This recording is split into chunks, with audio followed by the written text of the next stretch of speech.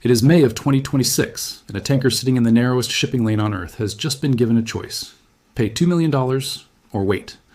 Not $2 million in cash, wired through a New York bank.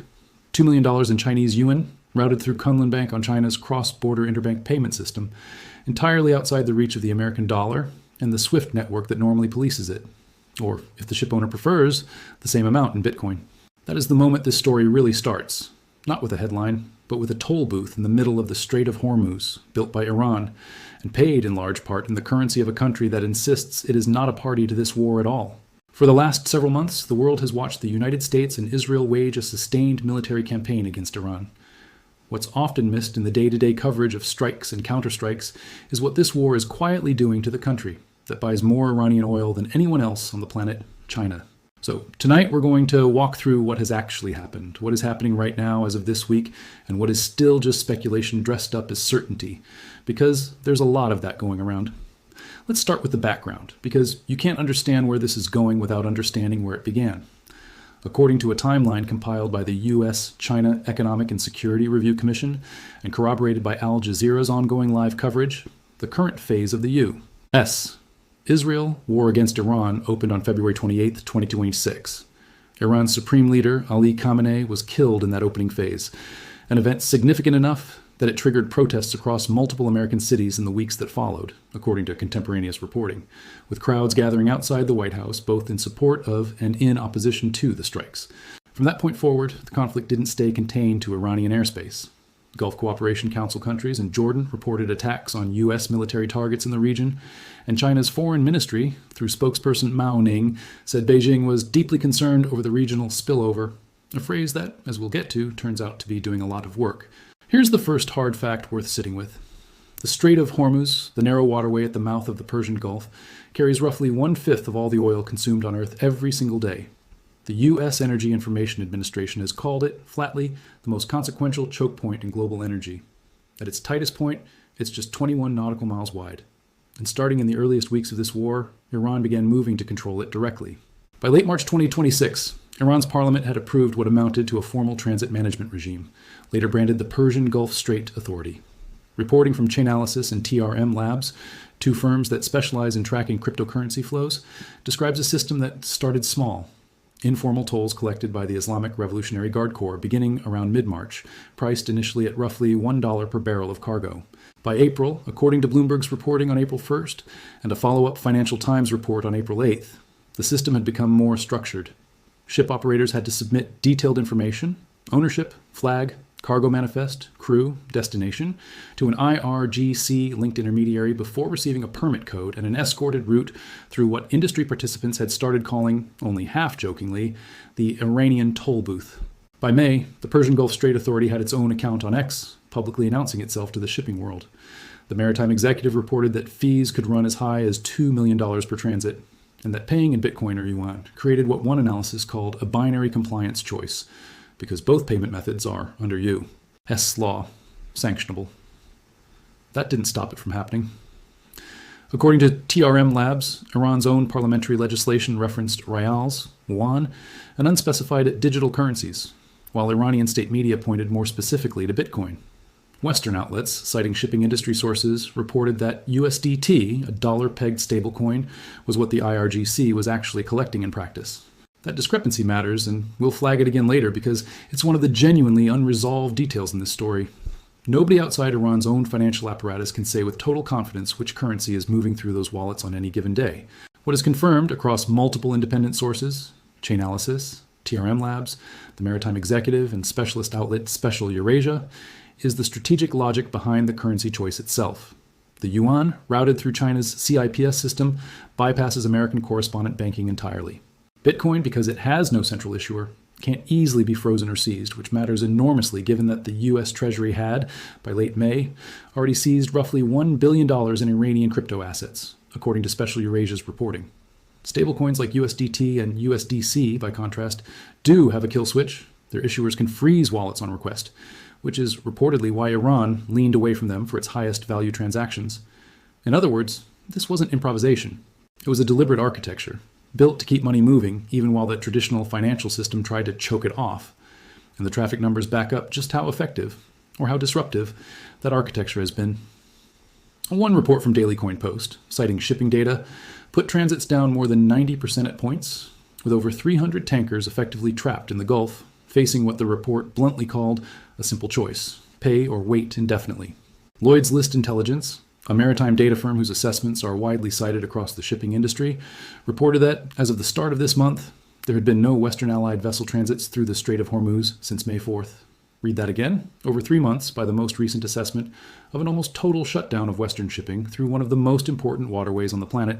So who's still moving oil through that choke point? Mostly, it's tankers bound for Asia, and overwhelmingly, that means China.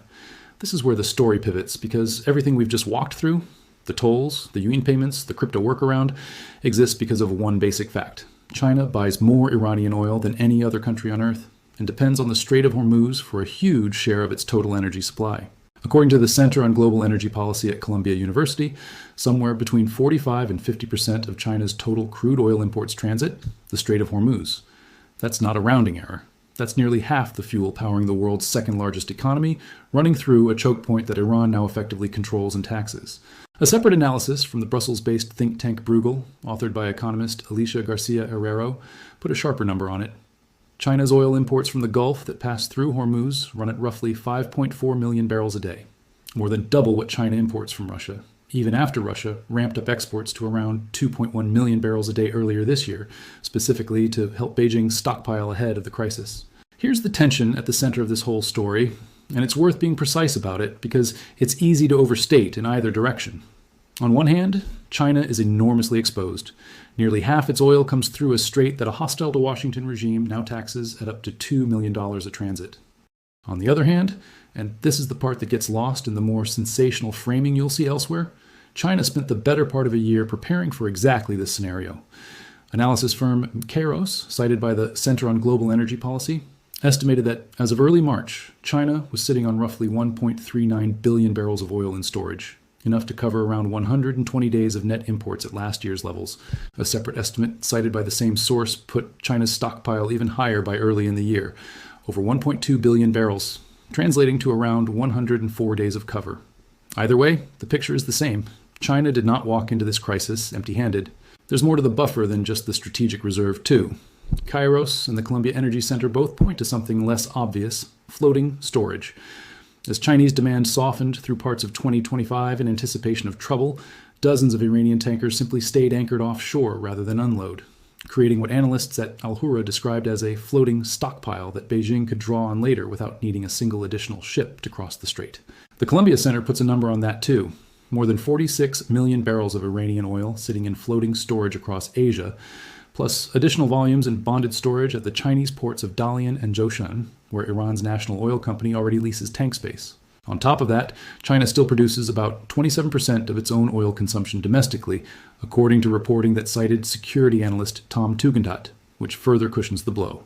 And Saudi Arabia and the UAE, according to the same Columbia analysis, have a combined 5 million barrels a day of rerouting capacity that bypasses Hormuz entirely, some of which is already finding its way to Chinese ports. So does that mean China is fine? Not exactly, and this is where the real analysts start to disagree with each other, which is itself worth being honest about on camera rather than pretending there's a clean consensus. A discovery and mining-focused analysis published a few weeks ago described a dramatic swing. Chinese crude imports reportedly falling by as much as 41% at one point, driven by the near-total collapse of Hormuz tanker traffic, combined with weak domestic refinery utilization, and a deliberate Beijing strategy of drawing down existing stockpiles rather than buying at inflated spot market prices. That same analysis estimated China was burning through roughly 41 million barrels of stockpiled oil a month as of June, a rate that, if sustained, would meaningfully narrow that 100-plus day cushion as the year goes on. Columbia's Center on Global Energy Policy, meanwhile, strikes a more measured tone, concluding that China is, in their words, well prepared to weather a multi-month disruption. But even they hedge that conclusion with the word multi-month, not indefinite. And a non-resident fellow at Columbia's own energy center, Antoine Half, is quoted elsewhere warning that Beijing's ability to absorb the shock remains limited over time. Translation: stripped of the hedging. China built a strong cushion, but a cushion is not a solution. And nobody serious is claiming this war can drag on forever without eventually costing Beijing real money and real strategic flexibility. Before we get to China's response, it's worth understanding the American pressure campaign that set the stage for all of this, because it didn't start in February. According to a Congressional Research Service report published through Congress, President Trump issued a National Security Presidential Memorandum back in February of last year, NSPM-2, explicitly directing what the administration called a maximum pressure campaign against Iran, with a stated goal of driving Iran's oil exports to zero, including exports of Iranian crude to the People's Republic of China. The same memorandum specifically named China as, in the report's words, the primary importer of Iranian oil, and directed the Secretary of State to strip back sanctions waivers wherever they offered Iran any economic relief, including waivers tied to Iran's Chabahar port project. By September of last year, the State Department had already revoked the sanctions exception protecting operators of that project. In other words, the architecture aimed at squeezing China's Iranian oil supply predates the shooting war by roughly a year. This war didn't invent the pressure on Beijing's energy pipeline. It dramatically accelerated pressure that Washington had already been building for months. That pressure campaign had knock-on effects elsewhere in Asia, too, which matters for understanding China's relative position. According to the same congressional analysis, the U.S. issued a 30-day sanctions waiver back on March 5th, specifically permitting India to import Russian crude, aimed at cushioning India from the fallout of the Hormuz closure. But that same waiver made it structurally harder for China to absorb any spare Russian production capacity, since Moscow's barrels were now being partially diverted toward New Delhi instead. Bruegel's analysis is blunt about the takeaway. Despite that added competition for alternative supply, China is still, in its words, better positioned than most Asian countries to weather the energy shock, which tells you something about how much of a head start Beijing's earlier stockpiling had actually bought it. It's also worth knowing that China's dependence on this specific choke point isn't a new war-driven phenomenon. It's a long-standing structural fact that the war has simply exposed. According to trade data compiled by the analytics firm Catadata, China was already the single largest destination for oil shipped through the Strait of Hormuz every year from 2020 through 2024, consistently ahead of India, South Korea, and Japan, with shipments to Europe and the United States making up a comparatively small share of total strait traffic even before this war began. What's happening in the Gulf right now isn't creating a new vulnerability for Beijing out of nowhere. It's pressure testing a dependency that's been sitting there, largely unremarked upon, for years. Now let's talk about what China has actually said, out loud, on the record, because this is the part of the story that gets flattened the most in quick internet takes, and it deserves better than that. China has not stayed silent, far from it. On March 1st, 2026, just days after the war's opening strikes, China's foreign ministry issued a statement, reported by India's public broadcaster and independently confirmed through the ministry's own transcripts, calling for an immediate ceasefire and stating plainly that Iran's sovereignty, security, and territorial integrity should be respected. China's state news agency went further, describing Washington's actions as, quote, a flagrant violation of the purposes and principles of the United Nations Charter.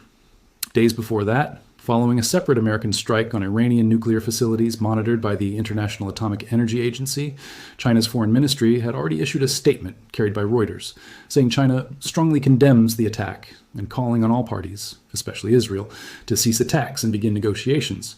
That rhetoric has been consistent for months, not a one-time reaction. In a regular press briefing on March 2nd, spokesperson Mao Ning confirmed that China and Russia had jointly pushed for an emergency United Nations Security Council session on the Iran crisis, and said China was ready to, quote, speak up for justice at the UN, the SCO, and other platforms.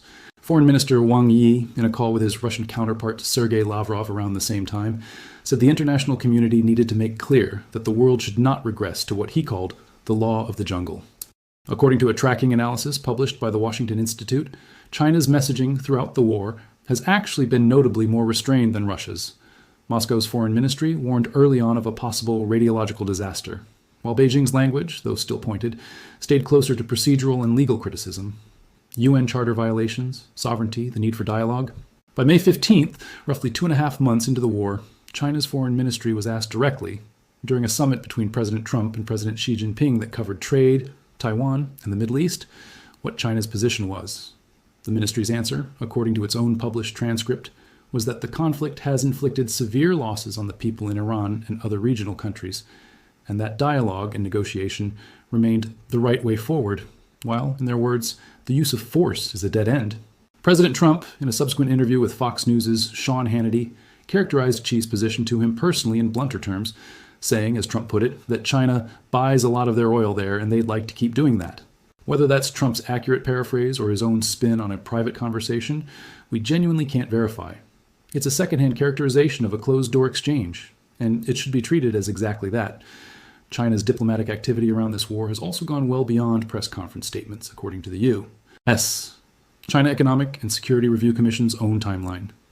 In the days after the assassination of Khamenei, China's foreign ministry directed its embassy in Tehran to assist affected families, and separately issued evacuation guidance to Chinese citizens still in Iran, listing 4 overland routes out through Azerbaijan, Armenia, Turkey, and Iraq, a detail that underscores just how seriously Beijing was treating the physical risk to its own people on the ground, even while stopping short of any military response. China's embassy in Israel issued similar guidance, advising citizens there to relocate to safer areas or leave via the Taba crossing into Egypt.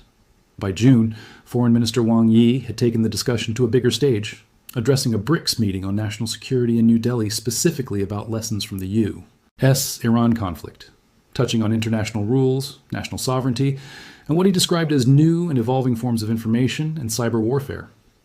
Around the same time, Iran's ambassador to China signed onto Beijing's International Organization for Mediation, a China-backed body meant to offer an alternative to Western-led arbitration for resolving international disputes, a quiet but telling signal of where Tehran is choosing to anchor its diplomatic relationships as the war drags on. Wang Yi also welcomed, in mid-June, what he called the launch of follow-up consultations between the U.S. and Iran tied to that 14-point Memorandum of Understanding, meaning China has, at various points, publicly signaled support for exactly the kind of diplomatic off-ramp Washington claims it's now pursuing. That's a detail worth sitting with, because it complicates any simple narrative of China as a purely obstructive actor. Beijing's public record shows a government that has consistently pushed for negotiation over escalation, even while continuing to benefit economically from the sanctions evasion economy the war has created around it. So here's where the "is China powerless" question actually needs to be answered carefully, because the honest answer is more interesting than a yes or no. China has, throughout this war, chosen consistently not to intervene militarily, not to send forces, and not to directly confront the United States or Israel over Iran, despite Iran being one of its most important energy partners, and despite China denying, when directly asked by foreign ministry reporters in March, that it had agreed to sell Iran advanced anti-ship missiles, the CM-302, calling such reports malicious speculation. What China has done is lean entirely on economic and diplomatic tools, absorbing discounted sanctions, evading Iranian crude, enabling a currency workaround that keeps Iran's shadow economy afloat through the yuan, and using every diplomatic platform available, the UN Security Council, the Shanghai Cooperation Organization, BRICS, to criticize the war without ever putting Chinese forces or Chinese capital directly at risk in it. Is that powerlessness? Or is it something closer to calculated restraint dressed up by outside observers as weakness? That's genuinely a matter of interpretation, and different analysts land in different places. On a China-focused segment discussing exactly this question back in March, Sean Rain, founder of the China Market Research Group, argued that given China's oil reserves and its accelerating shift toward electric vehicles, Beijing likely would not feel serious pain in the short term, though he and other panelists, including the Stimson Center's Barbara Slavin, both flagged the same caveat we've already covered. The picture changes if the war drags on for many more months. What's not in dispute is the price tag this war has put on doing business in the Gulf at all. One analysis, drawing on TRM Labs data, estimated the toll system alone could be generating up to $20 million a day from oil tankers if traffic stayed steady, and as much as $600 to $800 million a month if liquefied natural gas carriers were included. That's revenue flowing to an IRGC-linked authority that didn't exist in any formal sense before this March. And one financial detail that deserves its own mention: Iran's crypto ecosystem, valued at roughly $7.8 billion in 2025, according to Special Eurasia's analysis, has become a genuine load-bearing piece of the country's sanctions evasion infrastructure, with the IRGC reportedly routing around $1 billion through offshore stablecoin channels since early this year, according to the same source. That's not a side detail. That's a state actor building real-time, blockchain-based sovereign revenue collection under wartime sanctions in the middle of the Persian Gulf and getting paid in the currency of the world's second-largest economy while it does it. Now, let's bring this fully up to date, because the last several days have moved fast and it would be dishonest to leave you with a snapshot from March when the picture has shifted since. As of this past weekend, according to CNN's live coverage, the United States had announced plans for a fresh wave of strikes on Iran. Officials said it could come as soon as August 1st or 2nd, only for President Trump to then announce he was canceling those planned attacks, citing what he called progress in talks, with the pause contingent, in his words, on being able to rapidly make a deal. That was a reversal from just a day earlier, when Trump told reporters at a cabinet meeting that the U.S. would be hitting them very hard, and said on Truth Social that America was locked and loaded and ready to strike Iran at levels of military terror, strength, and power not seen since World War II. Then, on Monday, August 3rd, Trump reversed course again, or at least appeared to. He told reporters that talks with Iran were underway, that Monday would mark the start of negotiations, and that a deal on reopening the Strait of Hormuz was, in his telling, essentially in place. He called it Iran's last chance to sign a good document, floated the idea that the strait could fully reopen as a Phase 1 agreement as soon as this week, and said full Iranian denuclearization would follow as a slower Phase 2. Hours later, on Truth Social, he flipped back to hostility, calling Iran's leadership unbelievably duplicitous, and accusing Tehran of secretly requesting the very talks it was publicly denying were happening.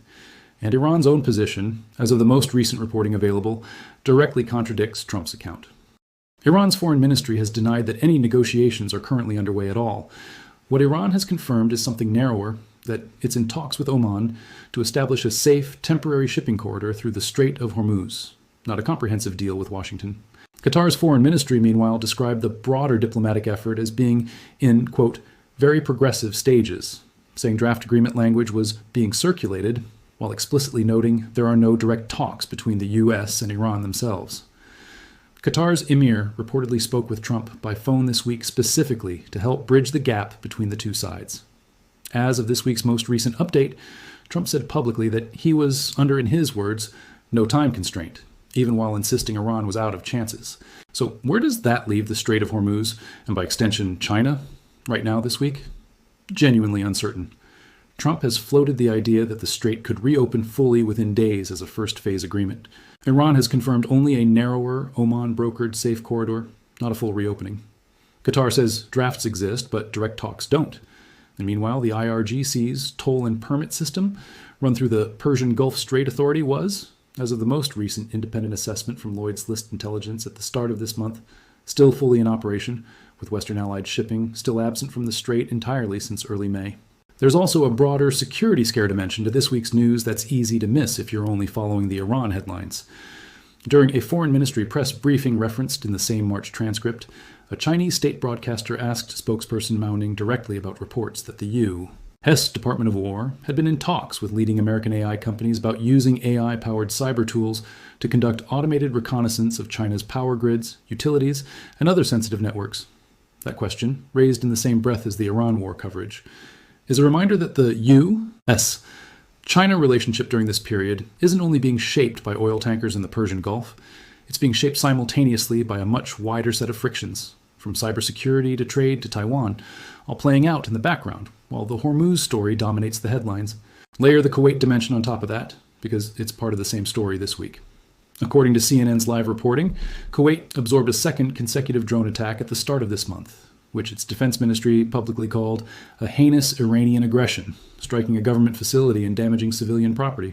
That's a reminder that even as diplomatic signals swing back and forth between Washington and Tehran, the war's physical footprint is still expanding into neighboring Gulf states. The same Gulf states whose stability China has explicitly said, through its foreign ministry, needs to be fully respected.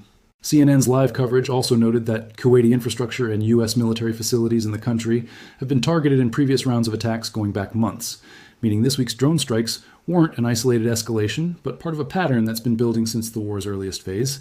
And separately, the U.S. State Department issued a fresh travel warning this past weekend, urging American citizens across the Middle East to consider leaving immediately. A warning that landed the same day Tehran issued new threats aimed specifically at countries hosting U.S. military bases in the region, according to CNN's reporting. Put together, those two data points suggest that whatever is happening on the diplomatic track between Washington and Tehran, the operational and security picture on the ground has not meaningfully de-escalated. It's also worth noting how this current wave of tension around the strait connects back to the war's very first weeks. According to reporting collected by Katadata, the Iranian parliament first voted to approve closing the Strait of Hormuz entirely back in June of the prior year, following an earlier round of U.S. strikes on Iranian nuclear facilities, with a member of Parliament's National Security Commission, Major General Esmaili Kosari, telling Iran's press TV at the time that the final call would rest with Iran's Supreme National Security Council. That vote never resulted in a total formal closure. Iran's Foreign Minister Abbas Araghchi told NBC News at one point that Tehran had no intention of shutting the strait outright.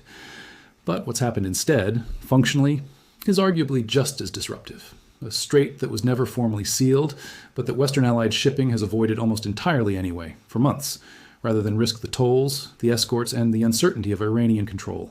Let's be honest about what remains unverified in this story, because a documentary that pretends everything is settled isn't being straight with you. First, whether real, substantive US-Iran negotiations are actually happening right now is contested. Trump says yes, Iran's own foreign ministry says no, and Qatar's more careful language splits the difference. Second, the exact cryptocurrency being used for Hormuz tolls is not fully confirmed. Iranian state media and some officials point to Bitcoin, while Western shipping industry sources cited by multiple outlets say USDT is what's actually changing hands in practice, and the underlying Iranian legislation itself, according to TRM Labs, has never been fully published. So nobody outside Iran's government can independently confirm the exact fee structure or currency mix. Third, the claim that China's oil imports specifically fell by 41% comes from a single analysis firm and should be read as one data point, not a universally agreed figure. Other reputable sources, like Columbia's Energy Center, describe China's position in more resilient terms without citing that specific percentage. And fourth, and maybe most importantly, any characterization of China's private position, including President Trump's own account of what President Xi told him, is by definition secondhand, and neither government has independently confirmed the details of that specific exchange. What is solidly verified across government statements, wire services, and specialist trade and shipping analysis, the war began. February 28, 2026, the Strait of Hormuz has been effectively closed to Western allied shipping since May 4th. Iran built and operates a real functioning toll authority in the strait, charging real money for passage. China imports somewhere near half its crude oil through that exact choke point. And China's government has, consistently and on the record, condemned the war diplomatically while declining, just as consistently, to get involved militarily. Sources for everything you just heard include the U.S. Energy Information Administration, Reuters, CNN's ongoing live coverage of the war, Al Jazeera's live updates, the Center on Global Energy Policy at Columbia University, the Brussels-based Bruegel think tank, the U.S. China Economic and Security Review Commission, the Washington Institute for Near East Policy, China's own Ministry of Foreign Affairs. Transcripts, Bloomberg, the Financial Times, the Maritime Executive, Lloyd's List Intelligence, and blockchain analysis firms Chainalysis and TRM Labs.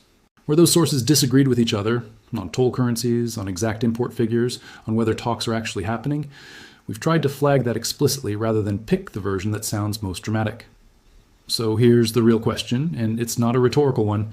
Is China genuinely losing leverage the longer this war grinds on? Or is Beijing playing a much longer, much more patient game than the headlines give it credit for, absorbing short-term pain in exchange for a Gulf state that owes it and its currency an enormous favor once the fighting eventually stops?